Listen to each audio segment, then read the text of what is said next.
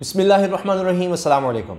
चहमगोइयाँ शुरू हो गई कि जी ये तो बड़ी अजीब बात है कि परवेज़ इलाही साहब भी लंदन में, मरीम नवाज़ साहिबा भी लंदन में और फिर अलीम ख़ान भी लंदन में। ये हो क्या रहा है? क्या लॉन्ग मार्च से पहले पहले ही पंजाब हुकूमत के हवाले से कोई बड़ी डील होने वाली है? इमरान खान साहब के साथ क्या फिर परवेज़ इलाही कोई धोखा करने वाले हैं? कोई इस तरह की कहानी होने वाली है? क्या चक्कर क्या है? और अब लंदन में जो अहम मुलाकातें हैं मरीम नवाज़ साहिबा की और जो मुस्तकबिल के हवाले से नून लीग के मुस्तकबिल और नवाज़ शरीफ की वापसी, कुछ तैनातियों के हवाले से जो बात होनी है, इसमें क्या परवेज़ इलाही साहब को उनसे मिलने वाले हैं या क्या है? पहले मैं आपके सामने रखूँगा कि परवेज़ इलाही साहब ने क्या कहा है और फिर इस वक्त जो मुल्क के हालात हैं उनको भी देखेंगे कि वो किस तरफ जा रहे हैं। उनसे अंदाज़ा हो जाएगा कि इस वक्त लंदन प्लान है क्या और मुल्क के हालात जो हैं उनके हवाले से वहाँ पर क्या बात हो रही है और क्या सोचा जा रहा है और आने वाले दिनों में क्या हो सकता है। अच्छा, पहली चीज़ ये कि चूँकि ये बात हुई कि जी परवेज़ इलाही साहब भी वहाँ पर हैं और माजी में भी यानी आप देखें कि जब ये जोड़ तोड़ हो रहा था, जब अदम एतमाद की तहरीक लाई जा रही थी तो उस वक्त भी मुलाकातें शुरू हो गई थी। शरीफ ख़ानदान में परवेज़ इलाही साहब हों, चौधरी शुजात हों, इनमें मुलाकातें शुरू हो गई थी, बर्फ़ पिघल गई थी, कभी साद रफ़ीक आ रहे हैं और उसके बाद बाकायदा जनाब मुलाकातों का एक सिलसिला शुरू हो गया। लेकिन फिर आखिर में ये हुआ कि काफ लीग दो हिस्सों में बट गई, एक चौधरी शुजात और दूसरी तरफ परवेज़ इलाही। अब ये बात भी होती रही कि जनाब चौधरी शुजात साहब दोबारा एक्टिव हो रहे हैं, ख़ानदान को दोबारा जोड़ने की बात हो रही है और ये ऑफ़र अब भी है जो माजी में भी की गई कि जी परवेज़ इलाही जो हैं वो पंजाब के वज़ीर आला बन जाएँ और यानी दूसरी तरफ नून लीग की सपोर्ट से बन जाएँ। ये पहले भी बात हुई और अब भी ये ऑफ़र स्टैंड करती है। आपने ये भी देखा कि राना सनाउल्लाह हों, दीगर लोग हों, वो ये दावा करते रहे हैं कि जनाब हम पंजाब हुकूमत गिरा देंगे या कुछ लोग इधर उधर हो जाएंगे। और ख़ास तौर पर मरीम नवाज़ साहिबा का जाने से पहले जो उन्होंने प्रेस कॉन्फ्रेंस की है उसमें उन्होंने जो कुछ कहा है उसमें एक सबसे ख़ास बात ये थी कि उन्होंने कहा कि मैं जा रही हूँ अपनी छोटी सी सर्जरी करवाने और फिर मैं फ़िट होकर आऊँगी और जब मैं वापस आऊँगी तो फिर पंजाब को भी हमने कब्ज़े में लेना है, यानी पंजाब हुकूमत भी हमने वापस हासिल कर लेनी है। तो ये बात भी उन्होंने मरीम साहिबा ने कही। अब लिहाजा इस चीज़ को भी देखा जाए तो ये बात हो रही है कि कहीं वही डील्स वगैरह दोबारा तो नहीं हो रही कि जिसका जिक्र मरीम साहिबा कर रही थी कि जी पंजाब हुकूमत हमने दोबारा लेनी है। तो अब ये सारा सिलसिला और कि जी परवेज़ इलाही साहब का वहाँ पर होना, अगरचे मुनीस इलाही साहब कह रहे हैं कि जी ऐसा कुछ नहीं है, परवेज़ इलाही साहब ख़ुद कह रहे हैं कि जी सवाल ही पैदा नहीं होता मैं मुलाकात कर सकूँ, लेकिन फिर ये गए किस लिए, इस वक्त किस लिए गए और कह रहे हैं जी मैं 5 साल बाद गया।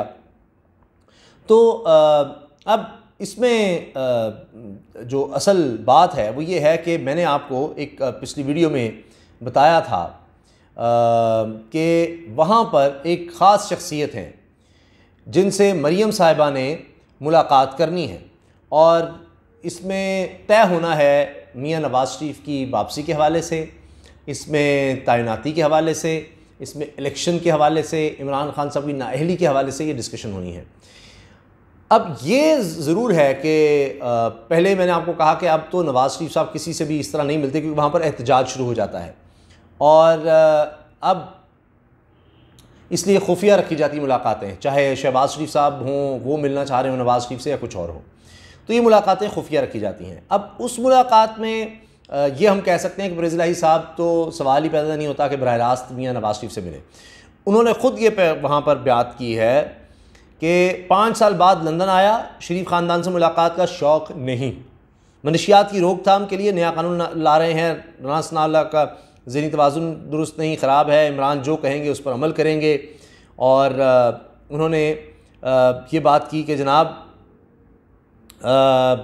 शरीफ ख़ानदान से मुलाकात का शौक़ नहीं है, 5 साल बाद लंदन आया हूँ और गुज़िश्ता रोज़ लंदन में प्रेस कॉन्फ्रेंस की है चौधरी साहब ने और कहा कि जी काफ़ी अरसा साथ रहने के बाद इंसान को सीख जाना चाहिए, मुझे इनके घर के एक एक शख्स का इल्म है और मैं इनसे बिल्कुल नहीं मिलना चाहता।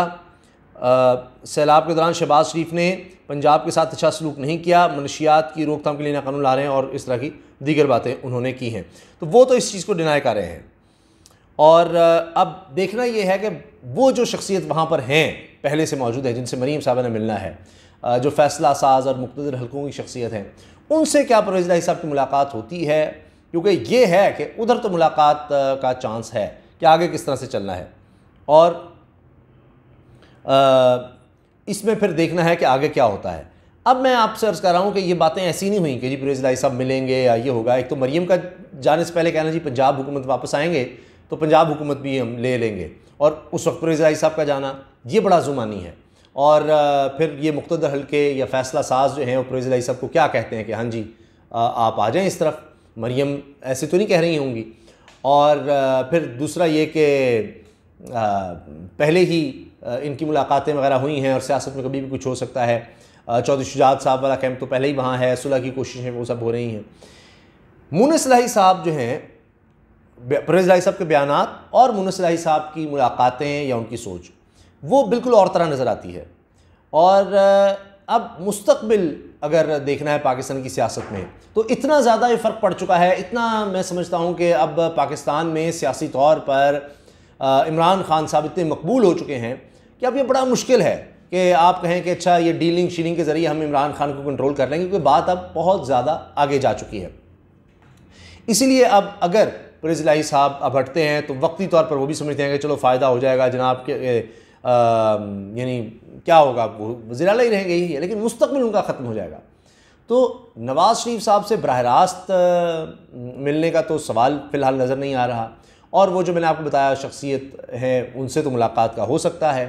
और अब मुस्तक़बिल में जो फ़ैसले होने हैं, मैंने जिस तरह से चारों के बारे में आपको बताया, उसके हवाले से देखना है, और ये आने के बाद सूरत हाल वाज़ेह हो जाएगी।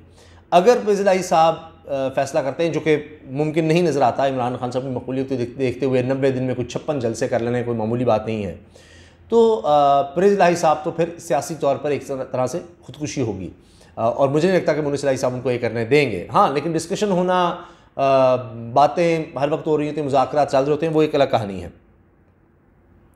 अगर आपने देखना है कि कारकर्दगी क्या है इस वक्त, जो प्रेशर बिल्ड हो रहा है इस वक्त पीडीएम की हुकूमत पर, अगर आप उसको देखें तो अब इस वक्त मूडीज़ इंटरनेशनल ने, जो दुनिया की बड़ी नामी ग्रामी एजेंसी है, रेटिंग एजेंसी है, जो बताती है मुख्तलिफ ममालिक में क्या सूरत हाल है, क्या चल रही मीशत की, उसने बड़ी खौफनाक सूरत हाल पाकिस्तान की पेश की है। और उन्होंने ना सिर्फ ये कि पाकिस्तान की जो रेटिंग है उसको कम कर दिया है, बल्कि ये तक कहा है कि पाकिस्तान बड़ा ख़तरे से दो चार है कि ये अपने कर्ज़े वापस भी कर सकेगा नहीं कर सकेगा। यानी उन्होंने डिफ़ॉल्ट खुदा न खास्ता दिवालियापन की सूरत हाल का ख़तरा ज़ाहिर किया है, और फिर कहा है कि जी सैलाब की वजह से पाकिस्तान में बहुत ज़्यादा महंगाई होगी, और जो पहले हमने कहा था उससे भी कहीं ज़्यादा होगी, और ये पाकिस्तान की माशी ग्रोथ जो इमरान खान के दौर में 6% थी, वो अब 1%, ज़ीरो, यानी कोई ग्रोथ नहीं, या 1% तक होगी, ये मूडीज़ ने कहा है। और वो कहते हैं जी पहले हमने कहा था कि 20 से 25% होगी महंगाई, लेकिन अब 25 से 30% होगी। तो अब इतनी खौफनाक सूरत हाल है कि ये कह रहे हैं कि जी पाकिस्तान अपने कर्ज़े वापस कर सकेगा नहीं कर सकेगा। आलमी बैंक ने भी ये कह दिया है कि महंगाई की औसत शरह 23% रहेगी। अब आप सोचिए ज़रा, और वर्ल्ड बैंक कह रहा है रवां साल इक़्तिसादी तरक्की की शरह 2% तक रहेगी। फिर अब इसहाक डार साहब स्टेट बैंक के सरबराह के साथ बात करना चाह रहे हैं IMF से दोबारा कि जी हमें कोई सहूलत दी जाए, किया जाए, वो जी किया जाए। आप सोचिए कि ऐसे हालात हों जब, तो क्या परवेज़ इलाही साहब इन हालात में इमरान खान का साथ छोड़ना अफोर्ड कर सकते हैं? सियासी तौर पर अगर आप देख लें, मुलाकातें और ये सब अपनी जगह है और वो अफोर्ड कर सकते हैं। ऐसी वो नहीं कह रहे कि नहीं जनाब हम लॉन्ग मार्च में पूरी जो इमरान खान कहेगा वो करेंगे, जो इमरान खान कहेगा वो करेंगे। तो ये सब इतना आसान नहीं है रहा। अब इमरान खान सब कॉन्फिडेंट नज़र आ रहे हैं, वो बार बार कह रहे हैं कि जो इस तरह लॉन्ग मार्च है ये सरप्राइज़ होगा, इनको नहीं पता कि किस तरह से होना है, क्या मैं करने जा रहा हूँ। और जो इस वक्त ज़मीनी हक़ाइक़ हैं वो मैंने आपके सामने रखनी है। इदारे भी ये देख रहे हैं कि पाकिस्तान के ज़र मुबादला के ज़ख़ायर $8 अरब से नीचे चले गए हैं, ख़तरनाक सूरत हाल तक चले गए हैं जब से इसहाक डार साहब आए हैं। मज़ीद हमारे रिज़र्व्स कम हुए हैं। अब किसान इत्तेहाद के बाद जनाब एप्टमा, all Pakistan textile mills association, उसने हड़ताल का कह दिया है, बंद करने का कह दिया फैक्ट्रियाँ, जो कि पाकिस्तान में आपको बताया है कि सबसे ज़्यादा रोज़गार जो जुड़ा है वो टेक्सटाइल इंडस्ट्री से जुड़ा हुआ है। तो इस वक्त सूरत हाल ये है। तो ऐसे में परवेज़ इलाही साहब मुलाकातें तो कर सकते हैं, लेकिन जाकर अपनी मजबूरियाँ ही बताएंगे कि जनाब हमने भी मुस्तक़बिल को देखना है।